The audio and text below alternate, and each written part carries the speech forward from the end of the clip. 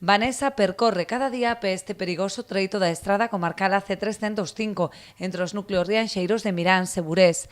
A moza, cun 65% de discapacidade e un problema engadido de xordeira, vese obrigada a transitar pola vía para coller o autobús que lle leva ao centro ocupacional de Ámbar. Fai máis de un ano fixemos un pequeniño informe acreditando que Vanessa acudía aos servicios de atención diurna e un pouco respaldando esas necesidades que Rosario apuntaba e que a Vanessa lle darían seguridade á hora de poder salir da súa casa.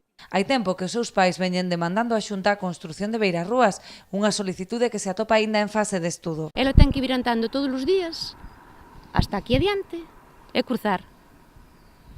Que pasa? Que non hai aceras.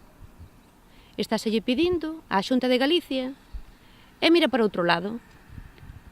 Que pasa? Que hai un ano, eu como estou farta, fun eu pola miña conta e levelle todo ao alcalde e desde a alcaldía se me mandou todo á Xunta de Galicia. Pero agora isto foi no mes de marzo de 2018. Agora vai a facer un ano.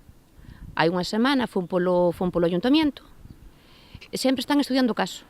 No seu día, Rosario solicitara tamén o pintado dun paso de peóns, posto que a vía carece destes elementos, o que obriga aos residentes a cruzar en situación de risco, solicitude que lle foi denegada pola proximidade dunha curva pechada. Xo solicitei habrá sobre 3 anos, 4, se me denegou, porque ali arriba hai unha curva. Os coches por aquí veñen a toda velocidade. O mellor neste momento non pasan, pero en outro momento sí.